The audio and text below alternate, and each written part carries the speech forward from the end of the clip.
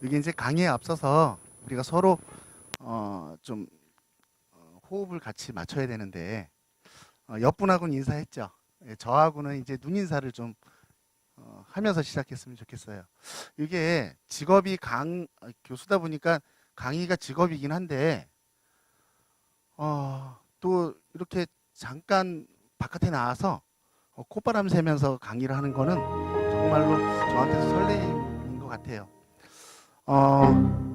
아까 이제 방금 전에 소개한 것처럼 저는 바로 옆 동네 부천에 있는 부천대학교에서 왔습니다.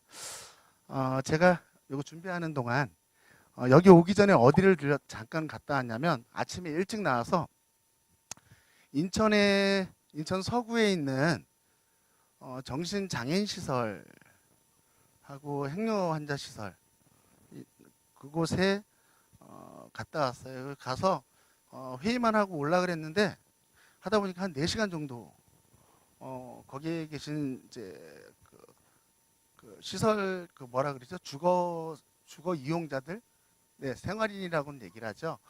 그분들을 좀 많이 만나고 얘기 좀 하고 그렇게 왔어요. 아, 근데 정말로 거기 가서 우리가 이제 알고 있는 얘기일 수도 있는데 횡령 환자들인데 아마 우리 지역에 있는 취약계층들이 다 거기에 모여 있는 느낌이 들었어요. 특히 이제 무연고자들. 근데 가만히 보니까 또 무연고자가 또 진짜로 연고가 없는 사람들이 진짜 있을까? 가족이 있을 텐데 이런 생각도 해보고요. 어, 그래서 오면서 오늘 제가 거기 그 인천에 있는 그 정신 장애인 시설 그리고 행여 환자 시설을 갔다 오면서 바로 이제 이쪽으로 왔는데요. 우리 마을 활동가 여러분들의 역할이 되게 중요하겠다라는 생각을 다시 한번 하고 왔어요. 어, 그분들은 지역에서도 버림받고 가족한테도 버림받고 그렇죠? 그런 분들이 오갈 데 없다 보니까 이제 뭐 서울역이나 어디에 노숙 생활을 하다가 구청 통해서 신고를 하면 이제 통해서 이제 입소를 하게 된다고 얘기를 들었습니다. 오늘 제가 여기 좀 바탕이 좀 시커멓죠. 좀 환한 걸로 할 걸 교재를 보니까 너무 시커멓게 나와서 좀 죄송스럽습니다. 강의 교환을 좀 준비를 하면서 어떤 이야기로 좀 어떤 주제를 가지고 시작을 한번 해볼까라는 생각을 좀 했어요. 처음에 이 프로그램을 같이 이렇게 짜면서 시청하고 담당 부서 공무원 선생님하고 짜면서 어떻게 하면 좀 이게 실질적으로 교육을 위한 교육이 아니라 정말로 이 교육이 우리 동 지역을 발전시키는데 가깝게는 내나 또 더 조금 더는 이웃 그러니까 우리가 살고 있는 동을 좀 살기 좋은 동으로 만드는데 좀 영양가 있는 그런 교육 내용을 좀 집어넣으면 어떨까 이런 고민들을 했어요. 아마 근데 오늘 첫 강의는 제일 재미없는 주제인 것 같아요. 왜 그러냐면 그래서 제일 재미없는 주제를 제가 교장이니까 교장이 맡고 아마 다음 주부터 다음 2강부터는 아마 정말로 멋지고 재밌는 내용들을 가지고 아마 강사분들이 여러분들하고 같이 호흡하면서 아마 우리가 7강까지 잘 이렇게 갈 수 있지 않을까 생각이 듭니다. 제가 오늘은 두 꼭지를 가지고 강의 교환을 준비를 했는데요. 앞에 한번 보시겠어요? 잠깐. 오늘 첫 제목은 시흥시 동지역사회보장협의체 운영 방향에 대한 이해 그리고 이 기본적인 어떤 정책 방향성을 우리가 알고 그 속에서 우리가 해야 될 역할을 그래서 두 꼭지로 방향성과 역할과 관련돼서 교환을 두 개로 좀 나눠서 준비를 했습니다. 그래서 아마 첫 강하고 5분만 쉬었다가 바로 그 다음 강의로 진행하도록 하겠습니다.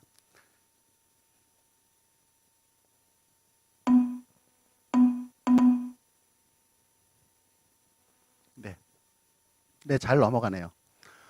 동지역사회보장협의체 추진 근거부터 말씀드리기에 앞서 아마 오늘 참여하시는 분들이 아마 17개 동, 17개 동이죠.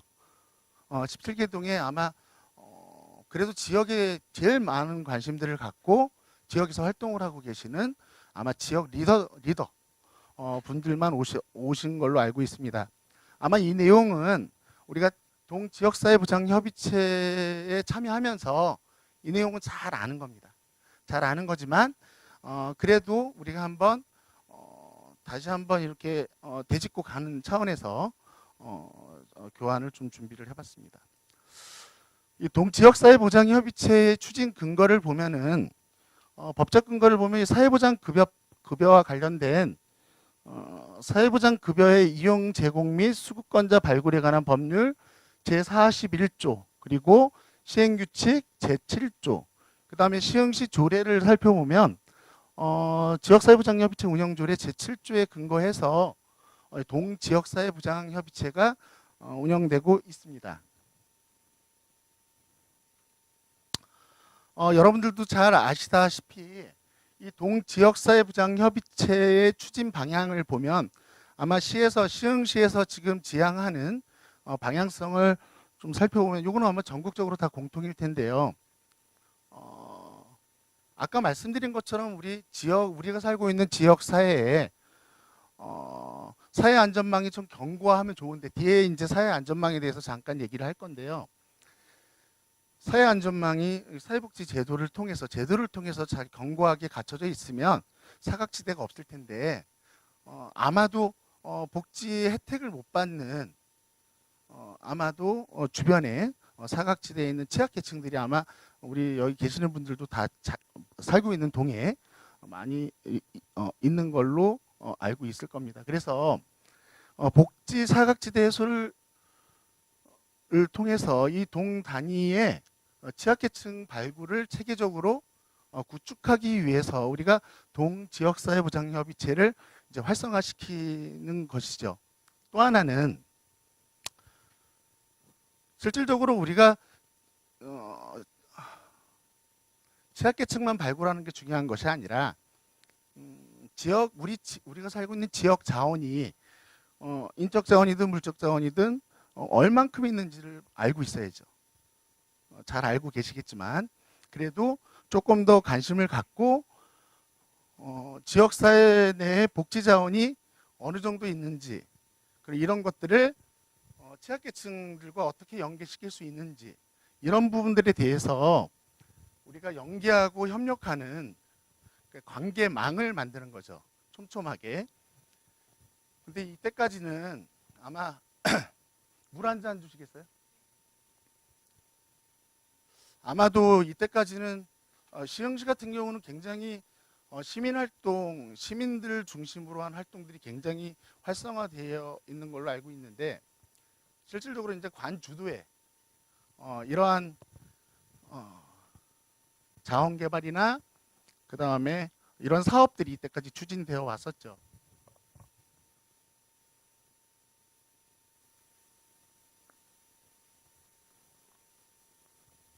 그래서 주민 중심의 우리 동주민 중심의 네트워크를 구축하는 게 두 번째 추진 목표이자 방향이죠. 세 번째는 이때까지는 이제 관 주도에서 우리 동을 잘 알고 있는 지역 주민들 스스로 자율적이고 주도적인 어떤 역할 수행을 다양하게 하기 위해서 우리가 동지역사회보장협의체라는 이런 중심체, 구심점들을 만들어서 추진하고 있습니다. 그리고 끝으로는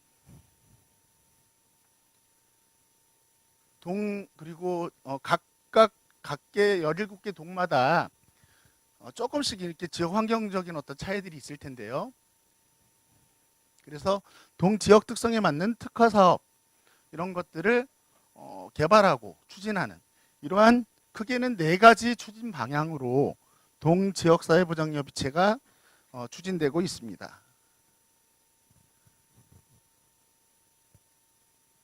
그 동지역사회보장협의체의 성격을 좀 살펴보면 이게 지금 내용이 굉장히 재미가 없고 딱딱하니까 빨리 진행하도록 하겠습니다. 요거는 이제 법령에 의한 민간협력기구를 2015년 7월 이후 이 이런 법적 근거를 마련해서 시작이 됐고요. 기존에 아마 저도 부천시에서 시 지역사회부장협의체 저도 대표위원으로 활동을 하고 있습니다. 그런데 이런 얘기들을 많이 질문을 하시더라고요.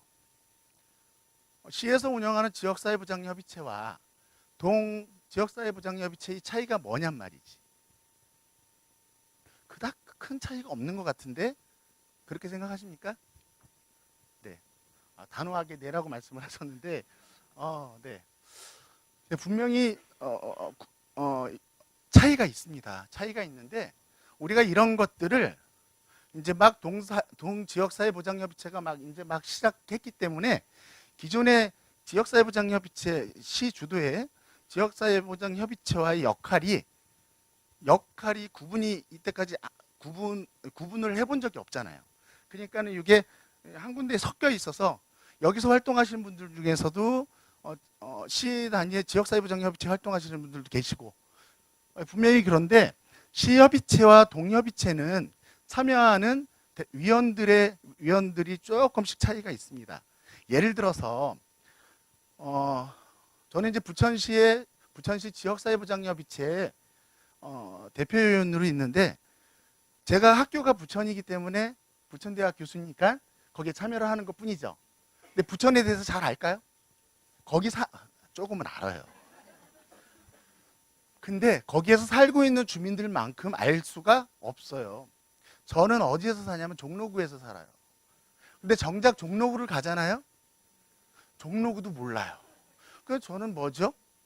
부천도 모르고 종로구도 모르고 활동은 부천에서 하는데 정작 종로구에 예를 들어서 복지자원들이 어디에 있는지 하물며 제가 노인복지 정책을 전공을 했는데 노인복지관이 어디에 있는지도 몰라요.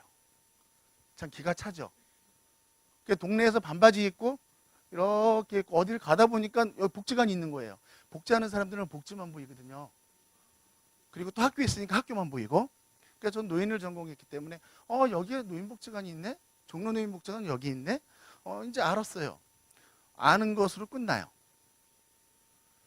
그리고 저희 주민센터가 이제 교남동인데 저 어디냐면 사직터널 옆에 그쪽에 있어요. 동사무소가. 근데 주민센터가 거기서도 프로그램을 많이 해요.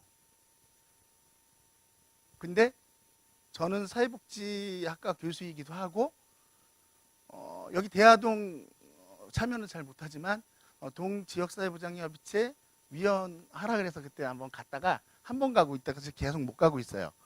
하여간 동대표위원도 하고 시에서도 하는데 우리 동네에서는 프로그램을 어떻게 내가 이용을 해야 되는지를 모르겠는 거예요. 그래갖고 주민센터 담당 공무원 선생님하고 상담을 한 적이 있어요. 내가 여기서 들을 수 있는 프로그램이 뭐냐고. 열심히 설명을 해주시는데 실질적으로 보니까 저같이 부천에서 생활하고 잠만 종로로 와서 하는 사람은 절대 참여할 수 없는 시간대. 그게 다 그렇게 프로그램이 되어 있더라는 겁니다. 그래서 실질적으로 그래서 제가 좀 그런 생각을 해봤죠. 교수님과는 이론이나 이런 것들 회의할 때 제도나 법령은 알고 있는데 제가 동주민으로서 그 자리에 있었을 때는 우리 동네에서 뭐가 있는지 어떻게 참여를 해야 되는지 조차 모르더라는 거죠. 그리고 저도 우리 종로에서 제가 살고 있는 종로에서 뭔가 자원봉사를 하고 싶고 뭔가 제 재능 기부를 하고 싶은데 어떻게 하는지를 방법을 전공했는데도 불구하고 모르겠다라는 거죠. 다시 얘기해서 그 지역을 제일 많이 아는 사람은 교수도 아니고 이론가도 아니고 행정가도 아니고 바로 거기에 살고 있는 지역 주민이라는 거죠. 그런데 그래서 제가 이 차이를 말씀을 드리는 거예요. 시 차원에서의 기초단체 단위에서의 지역사회부장협의체는 말 그대로 저 같은 사람들이 참여를 해요. 영역별로 전문가들이 참여한단 말이에요. 실질적으로 직능단체의 대표들이 참여를 해요. 약사회면 약사협회 회장이 참여하시고, 그렇죠? 사회복지 분야면 사회복지협의회장이 참여하고, 저는 교수니까 대학 교수들이 교육기관에서 참여하고, 노동 분야는 고용노동부 거기 뭐죠? 고용안전센터, 고용지원센터 소장님이 참여하고, 다 관련 전문가들이 참여를 하더라는 거예요. 근데 거기에 보니까 실질적으로 부천 주민은 반도 안 되더라는 거죠. 부천 옆에 어디서 사세요? 인사하면 뭐라고 하냐면 전 목동에 사는데요. 교수님 어디 사세요? 부천에 사시죠? 아니 전 종로에 사는데요. 근데 왜 당신네들이 부천에 대한 부천 지역복지 계획에 대해서 관여를 하는 건데, 이렇게 물어보는 것처럼 느껴지는 거죠. 네가 교수니까, 당신이 교수니까는 얼마나 아는데 우리 지역에 대해서. 가만히 생각해 보니까 잘 알지 못하다는 거예요. 그래서 동협의체가 왜 시작이 됐는지에 대한 이유가 바로 요거예요. 실질적으로 전문가 집단들이나 직능단체의 대표장들이 참여를 하지만, 대표협의체 물론 거기에 그들을 지원하기 위해서 실무위원회도 있잖아요. 복지관이나 그 담당 그 전문가들 그렇게 지원을 하지만, 실질적으로 다 전문가 그룹, 그 영역에 어떤 직능단체의 어떤 대표성을 띠는 사람들이 하기 때문에, 그들이 지역에 대해서 우리 지역 주민만큼 알 수는 없다라는 거죠. 그래서 아마도 동지역사회부장협의체를 중심으로 한 동지역 활동가를 활성화하는 게 여기에 바로 의미가 있지 않을까 생각이 들어요. 우리 동을 누가 많이 하는데? 공무원이 많이 알아요? 교수가 많이 알아요? 몰라요. 법적으로는, 제도적으로는 알 수는 있어도 실질적으로 거기에 어떤 취약계층들이 어떤 분들이 계시는지에 대한 거는 아무것도 모르고, 또 하나는 뭐가 필요한지도 몰라요. 그래서 이 차이가 바로 뭐냐면, 이제 아까 선생님이 말씀하신 대로 별 차이가 없어요. 별 차이 없어 보여요. 그런데 분명히 차이는 뭐냐면, 여기는 말 그대로 우리 같은, 여기 만약에 대하동이면 대하동에 사는 주민이 참여를 하는 거예요. 대하동에 사는 교수가 참여하지 않고, 대하기동에 사는 내가 살고 있는 거의 주민들 대표가 참여를 하는 거죠. 분명히 다르다라는 거죠. 그래서 아마 동협의체 추진 의미와 추진 방향과 그 다음에 시 단위의 시군 단위의 지역사회부장협의체는 분명히 성격을 달리 한다라는 거죠. 그래서 또 하나는, 그러면은 조금 이제 구분이 됐어요. 그렇죠? 구분이 됐는데 그러면 시 단위의 지역사회부장협의체, 제가 대표위원이란 말이에요. 예? 동위원님이세요? 내가 시 대표위원인데? 무슨 말인지 아시죠? 상하 관계가 있을까요? 상하 조직이 아니에요. 여기는 여기대로 조직이고, 여기는 여기대로 조직이에요. 근데 실질적으로 어디가 힘이 세고가 아니라 서로 상호 협력하는 관계가 돼야 된다라는 거죠. 제가 요거 준비하면서 사실 이제 지역사회부장협의체와 관련된 전문가는 아니에요, 제가. 근데 이번에 이제 우리 여기 시흥시청 담당 선생님하고, 또 우리 저기 이호석 사무국장님하고, 협의체 간사님하고 얘기하면서 자료도 받고 막 많이 읽었어요. 그래서 오히려 이제 제가 공부가 좀 되는 것 같아요. 그래서 시군구 단위의 협의체와 동협의체는 분명히 상하 관계가 아니다, 협력 관계이다. 오히려 동협의체에서 나오는 것들이, 그리고 제가 또 적어도 봤어요. 동협의체와 시군 단위의 협의체의 기능, 역할. 동협의체에서는 뭔가 결정할 수 있는 결정 기구는 아니에요. 그런데 뭐를 할 수 있냐면요, 주민이잖아요. 내가 건의를 할 수 있단 말이죠. 요거 해줘. 그러면 시군 단위의 협의체에서는 어떻게 해야 돼요? 그거를 반영하려는 노력들을 해야 된다는 거죠. 그러니까 두 개가 같은 것 같지만 다르고, 다른 것 같지만 같은 것 같이 가야 되는 거죠. 콜라보레이션이 돼야 돼, 협력이 돼야 되는 거예요, 서로. 이런 관계가 앞으로 우리가 지향해야 될 동지역사회부장협의체의 방향이 아닌가 생각이 듭니다. 그래서 네트워크라는 건 뭐예요? 네트워크. 네트워크. 네트워크. 우리가 네트워크를 그냥 한글로 하면은 네트가 그물이죠? 그물망이에요, 그물망. 관계망. 근데 인간은, 아니, 그러니까 그물, 어떻게 얽혀 있냔 말이지. 근데 이게 뭘로 얽혀 있어요? 전문가? 아니죠. 주민 간의 관계망이죠. 그거를 어떻게 하는 게 제일 좋은 거냐면, 아마도 제가 시흥시가 참 부러운 건 뭐냐면요. 새로운 것들을 참 많이 해요. 부천시가 옛날에 참 많이 했거든요. 부천시에서 안 나오셨죠? 근데 부천이 요즘 한물 가고 있어요. 옛날에 부천이 아니에요. 부천이 제일 잘 나갈 때가 90년대. 그때 정말 잘 나갔어요. 복지? 복지의 메카가 어디? 서울 아니에요. 부천시였어요. 진짜로요. 그래서 다 부천으로, 처음에 일자리도 부천으로, 노인 일자리도 부천에 벤치마킹 한다고 오셨었어요. 지금은 부천에서 시흥으로 와요.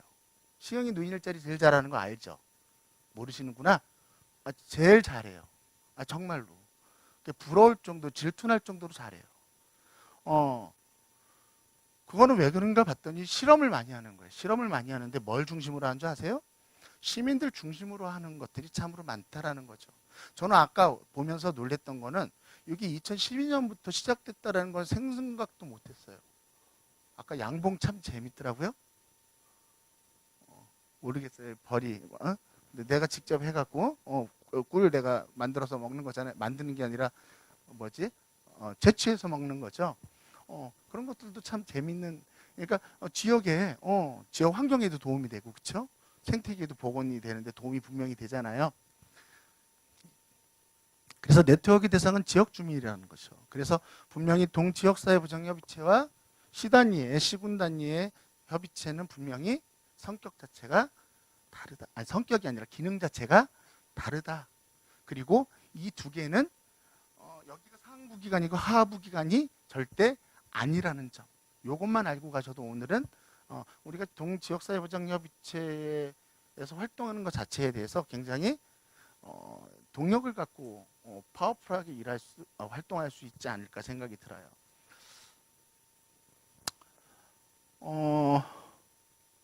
그래서 아까 지금 얘기한 대로 지역 공동체의 형성이라는 목적은 똑같죠. 왜?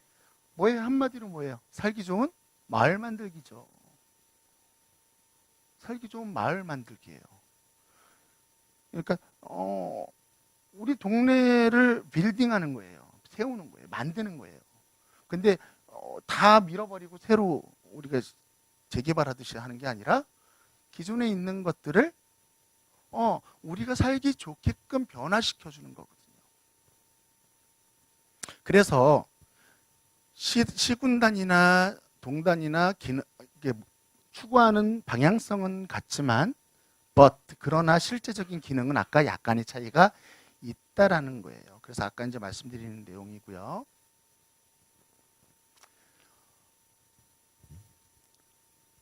우리가 그럼 복지사각지대가 왜 발생을 하냔 말이죠.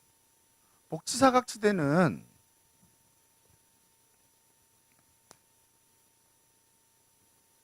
여기 제가 이제 이 그물망을 좀 만들어 봤는데요. 앞서 이제 우리가 보통 사회적 리스크, 사회적 위험이라고 하는 것들은 무엇이냔 말이에요. 어떤 것들이죠? 그냥 우리 지역에 있는 것들. 빈곤이죠. 실업, 실직, 질병, 자살. 그리고 또 어떤 것들이 있죠? 차별받고 불공정한 거. 그다음에 장애. 그다음에 또 하나는 늙어가는 거 있죠? 노령, 학대. 이게 우리 주변에 있는 사회적 위험이죠. 요거를 이제 우리가 리스크라고 얘기해요. 리스크. 왜 영어로 리스크라고 했을까요? danger라고 하면 되는데 위험인데. 요거는 극복할 수 있다라는 거죠. danger는 극복할 수 없어요. 위험이에요. 그냥 위험. 근데 요거는 뭔가 잘하면 기회로 만들 수 있는 거예요. 위기를 기회로 만들 수 있기 때문에 리스크라는 용어를 써요. 우리가 살고 있는 지역사회예요. 우리가 살고 있는 동이에요. 여기 무슨 동이죠? 무슨 동? 장년동? 장곡동? 자, 어디 부천에서 사셨어요? 거기서 오셨구나. 그래요. 장현동? 네, 여기 장현동에 있는 지역 주민들이 이렇게 얽혀 있는데, 우리가 참 정감 있는 건 뭐냐면 마을이라는 이름이 참 정감 있죠. 우리 어릴 때만 해도 제가 연식이 많이 된 것 같아요. 연식이 얼마 안 된 것 같아요. 그래도 연식이 조금 됐어요. 네, 60대? 50대? 괜히 물어봤다. 괜히 물어봤어. 10대 후반 누구예요? 농담이고. 저는 서울에서 태어났는데 서울 노량진에서 태어났어요. 제 고향이 노량진인데 생긴 거는 저기 경상도 어디? 그래 촌스럽다는 얘기죠. 교장한테 그러면 돼요? 그런데 어릴 때만 해도 서울 외곽에도 이렇게 주변에 보면은 이렇게 그 달구지가 있고 논밭이 많았어요. 그렇죠? 그리고 개천이라 그랬지. 저수지에서 비 한 번 오면은 막 붕어가 막 와갖고 막 팔딱팔딱 뛰고 냇가에서 놀고 몇 감고. 저도 어릴 때 그랬던 것 같아요. 제가 60년대 후반생인데 그 옛날 검은 교복도 입고 그런 세대예요. 이거 후크 채운. 그런데 생긴 것보다 조금 연식이 됐죠. 근데 어릴 때 생각해 보면 봐봐요. 옆에서 저 집 지금 고기 먹나 보다. 알아요? 알잖아. 그리고 소리가 어떤 소리가 들려요? 영순아 밥 먹어라 그러지. 그러면 뭐 안 부르는 애는 불쌍한 애지. 다 한 명씩 들어가요. 한 명씩. 그 어떤 애는 고기 먹는다고 오늘 고기 먹는 날이라고 막 그러고. 옆집에 숟가락이 몇 개 있는지도 서울이라도 알았어요. 그리고 친한 이웃은 어때요? 여기가 좀 어려워 보이면 돈도 잘 빌려주고 그렇지? 있을 때 줘 그러고. 근데 지금은 어때요?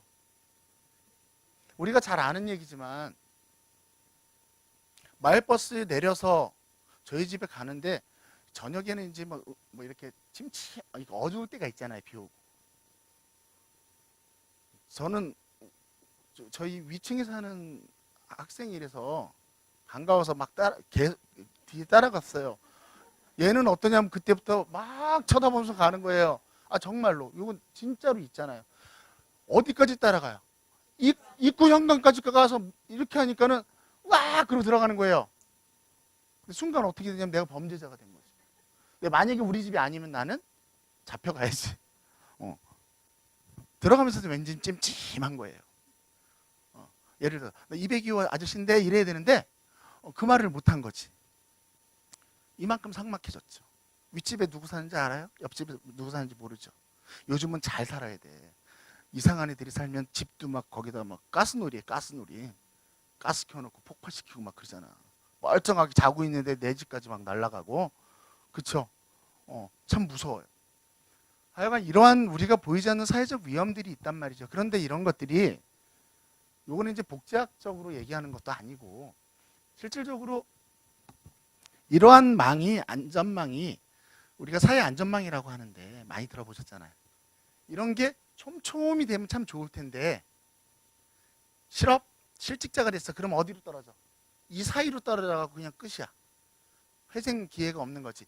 이게 간격이 넓으면 넓을수록 어때요? 잘 빠져. 그렇죠? 그러니까 사회 보장이 잘 되는 나라는 얘기는 이런 그물망이 어떻게 촘촘히 있어야 되는 거지. 우리에게 촘촘히 하기 위해서는 뭐가 필요해요? 돈이 필요하지. 그 대선 주자들이 이제 막 그런 얘기도 하잖아요. 선거 되면은 다 뭐 퍼플리즘이다 해갖고 뭐 예산이 얼마 들어가고. 여러분들 노인 그 기초연금만 해도 얼마인 줄 아세요? 기초연금 최저 10만 원에서 20만 원까지 주잖아요. 몇만 명 줘요? 우리나라 노인의 70%를 준단 말이에요. 우리나라 노인이 몇 프로인지 아세요? 올해 드디어 14%를 넘었어요. 2000년에 7.2%였는데 딱 17년 만에 더블이 됐어요. 몇 명이냐면 5천만을 5천만에 14를 곱해봐. 0.14. 700만. 만 65세 이상 노인이 700만인데요. 700만 중에 70%를 줘요. 77이 49, 490만 명을 최저 금액 10만 원만 줘도 얼마인 줄 알아요?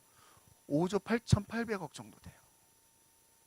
근데 그거를 이제 30만 원까지 준다고 하니까 여러분들이 봐봐요. 기초연금 바로 노인들의 기본적인 어때요?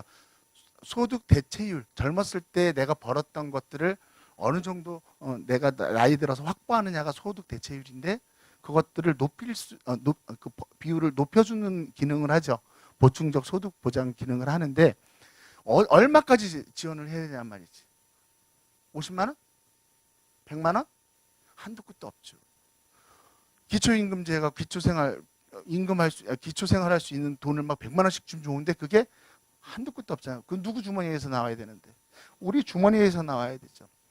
제가 학생들하고 강의하면서 계산을 많이 해요. 그런데 이 노인들의 기초소득 보장을 해주는데도 기초연금을 주는 것만 해도 거의 10조 가까이 드는 돈을 재원이 드는데 우리나라 1년 예산이 400조인데 그거 하나만 해요?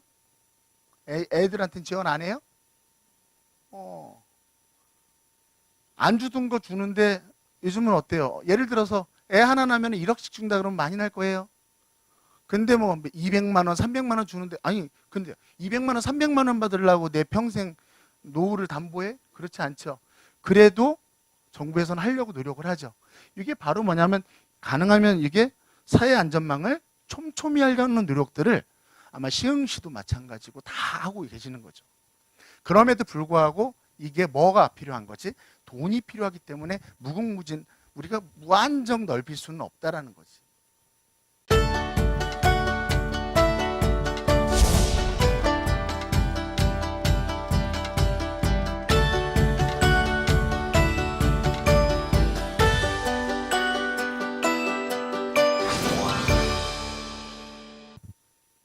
제가 이때까지 얘기했던 얘기는 바로 뭐냐면 사회보장 기본법에 나오는 사회보장의 개념이에요. 이미 다 끝났어요. 우리가 사회보장의 기능은 누구한테 의지를 하죠? 정부죠. 개인이에요? 개인이 안 해요. 교회에서 해요? 안 해요. 정부에서 해요. 중앙정부, 지방정부가 역할들을 달리해서 그런 것들을 하는 거예요. 아까 여기 그래서 사회보장의 정의를 한번 살펴봤어요. 왜? 우리가 그냥 교육이 아니라 아카데미잖아. 아카데미. 대학이란 말이에요. 시민대학이란 말이야. 어떻게 보면. 그러니까 적어도 그래서 이렇게 전문 용어는 배우고 가셔야죠. 알고 있는 거지만 이 용어를 봤더니 보니까 사회적 위험으로부터 국가가 뭔가 법정 프로그램들로 해서 사회 안전망을 촘촘히 해주는 거라고 정의하고 있어요. 그런데 아까 지금 말씀드린 것처럼 정부가 무궁무진하게 계속 예산을 사회복지비, 사회보장 제도를 촘촘히 하는데 계속 그것만 할 수는 없단 말이죠.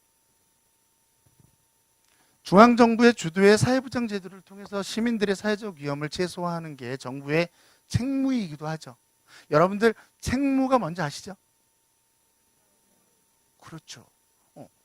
책임과 의무를 다 동반하는 건데 책무라는 거는 영어 단어가 책무성, 책임성과 책임감과는 영어 단어가 달라요. 영어 단어로 얘기하면 책임감은 responsibility라고 그래요.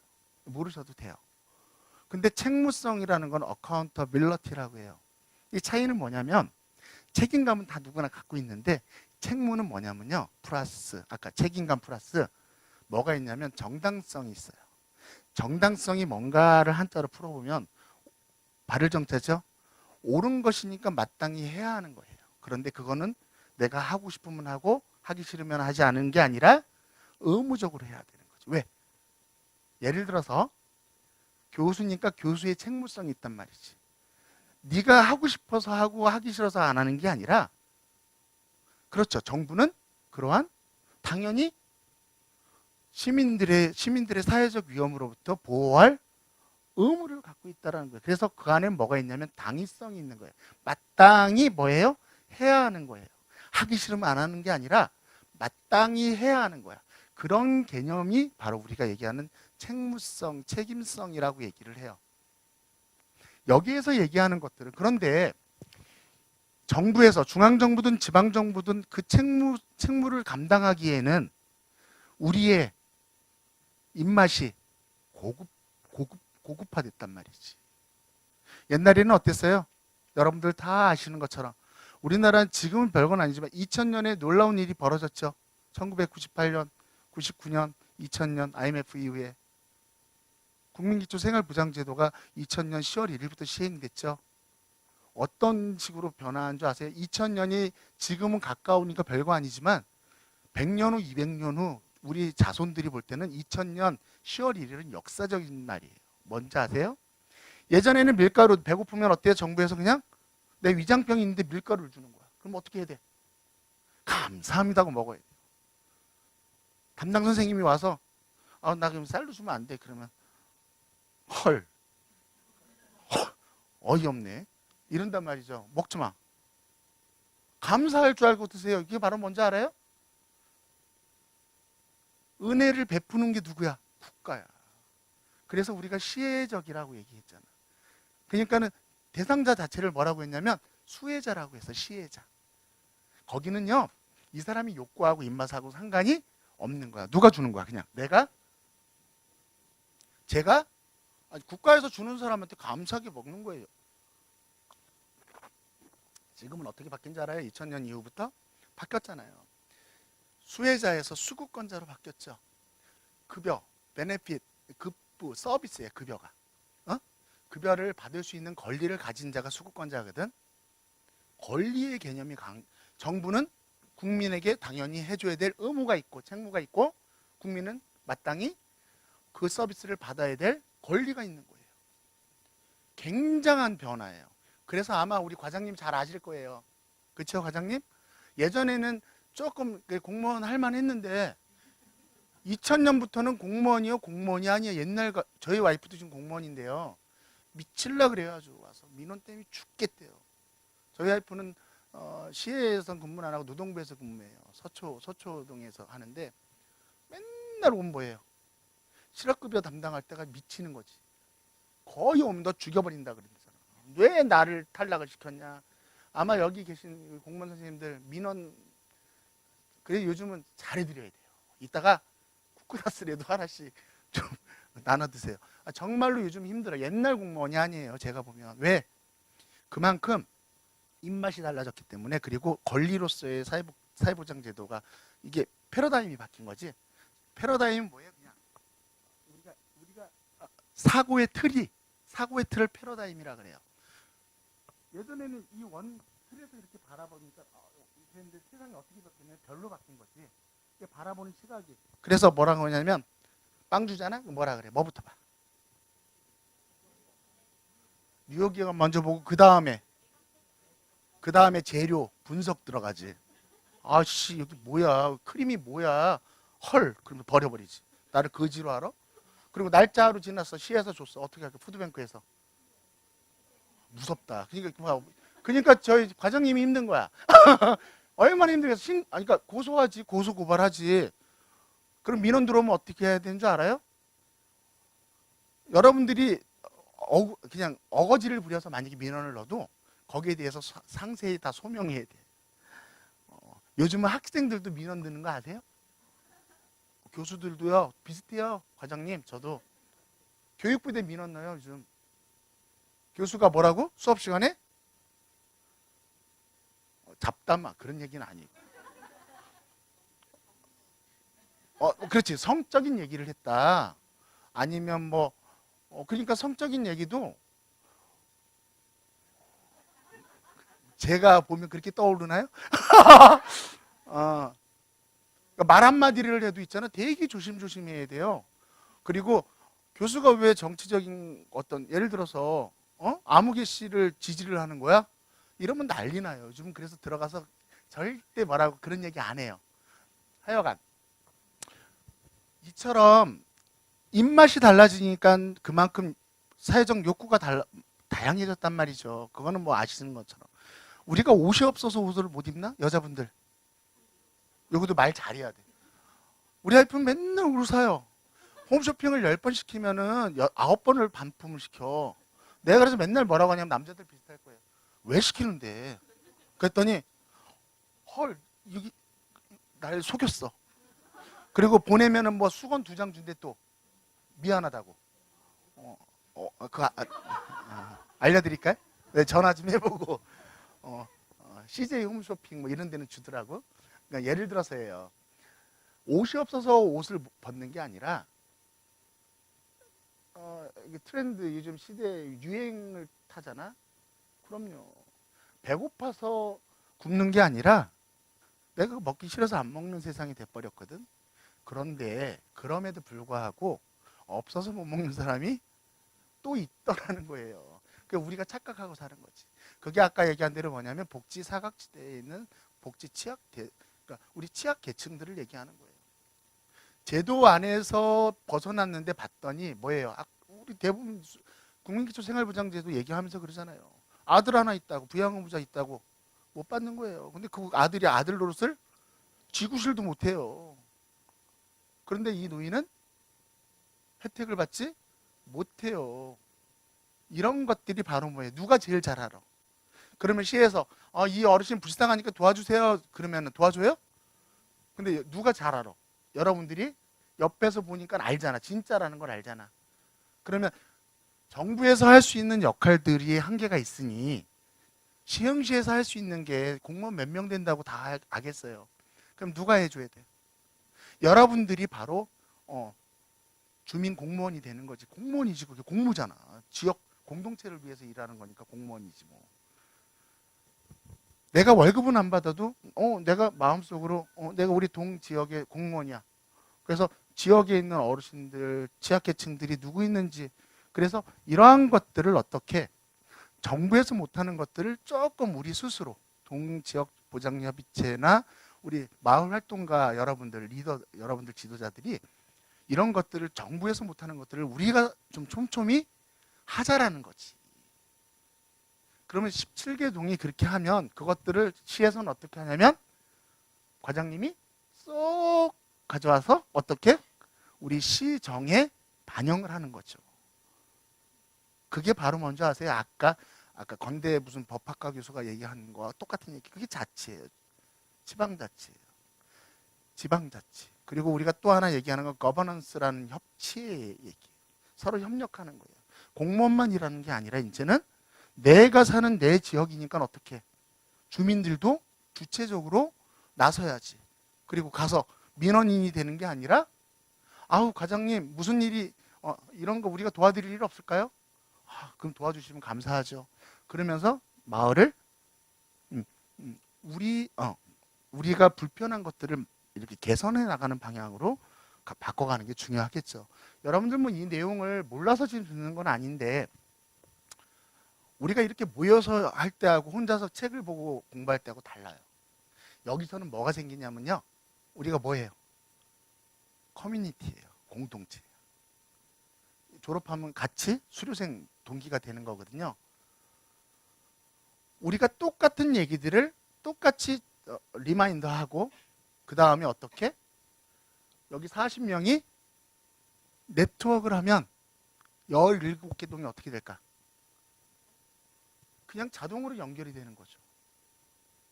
이 조직을 이렇게 좋은 조직을 이렇게 멋지신 분들을 이런 프로그램이 아니면 네트워크를 하기가 쉽지가 않은 거죠.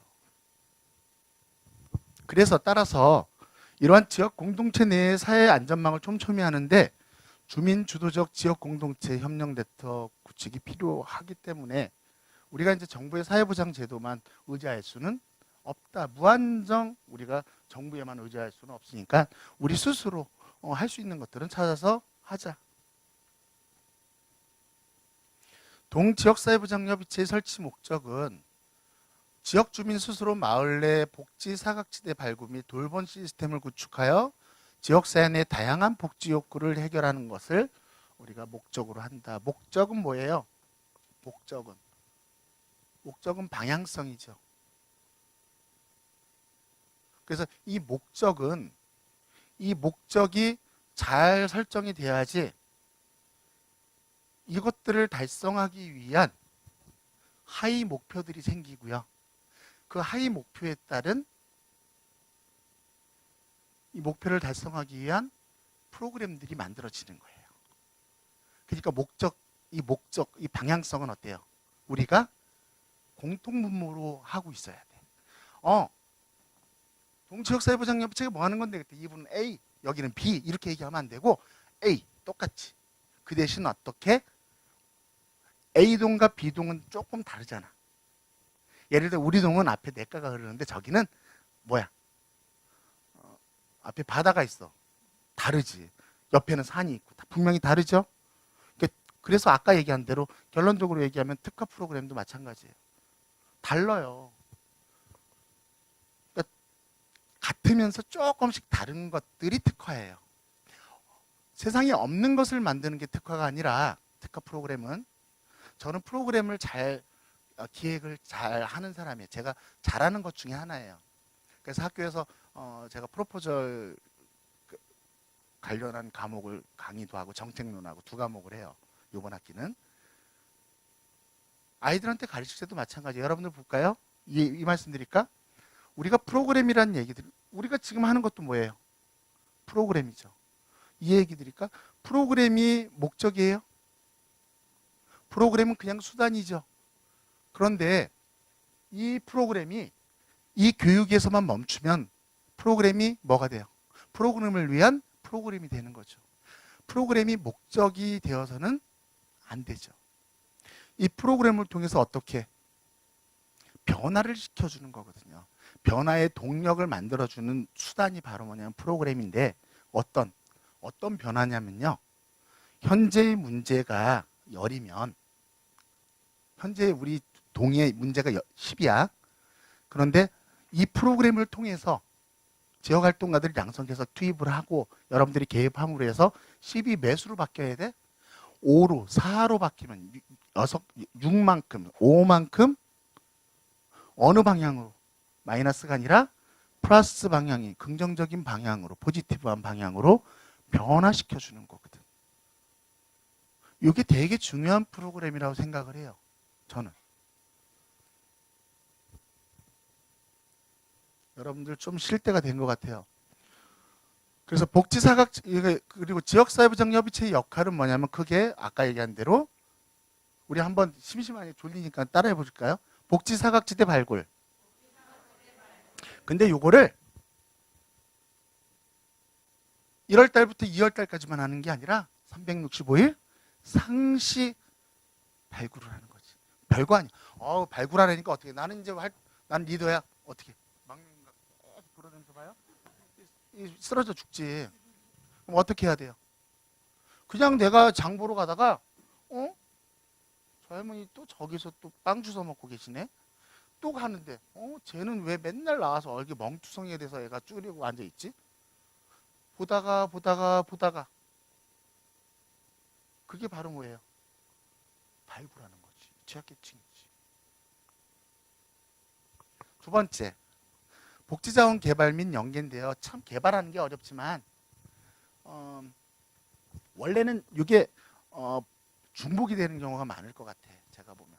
왜냐하면 지역사회복지관에서 하는 역할들이거든요. 지역자원을 허브 역할들을 하잖아. 모여서 가공해서 분배하는 역할들을 지역복지관에서 많이 하는데 그러면 이 동지역사회보장협의체와 무슨 차이가 있냔 말이에요.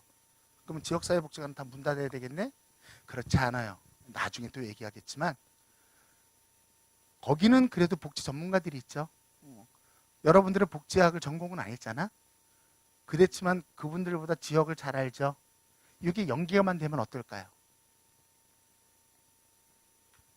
시너지 효과가 나지. 그리고 동별 지역 특화 사업을 개발한다.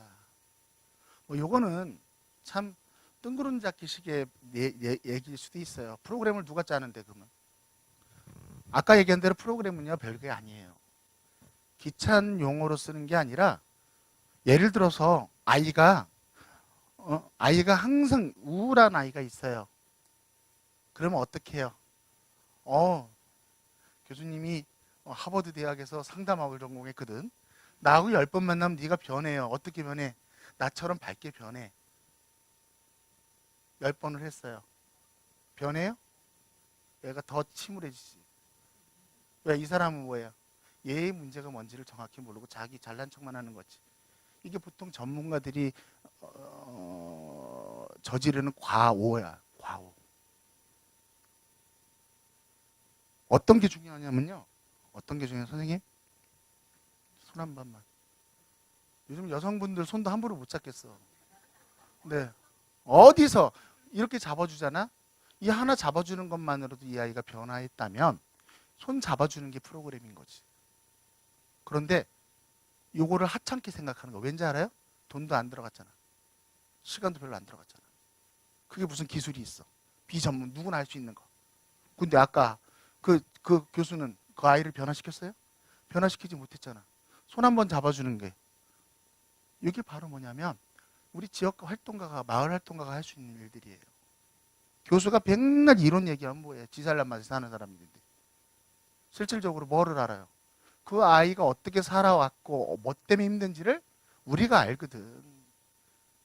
그 아이는 뭐가 중요하냐면 아빠의 손 따뜻한 체온이 중요한 그게 필요했던 아이란 말이지.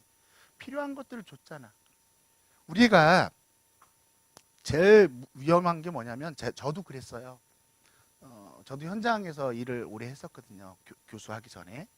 저도 복지관에서도 근무해보고 일자리 사업도 해보고 다 해봤어요. 근데 내가 프로그램 전문가라 생각을 하고 살았어요. 학교 와서 변했어요. 아이들한테 제대로 가르쳐줘야 되니까 고민을 많이 했어요. 그래, 기술은 가르쳐주되 그게 변화가 되지 않으면 그건 좋은 프로그램이 아니다라고 알려줘요, 요즘. 그리고 손잡아주는 프로그램이 별거 아니지만 그거를 가치 있게 높은 가치로 평가하는 그 뭐라 할까 그런 눈을 갖고 있는 사람이 진정한 전문가다. 저는 예를 들어서 그런 부분이 있으면 그런 부분에 지원을 하겠어요.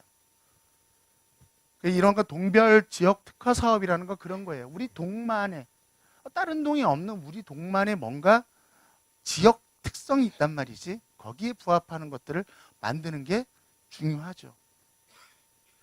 뭐 그 정도.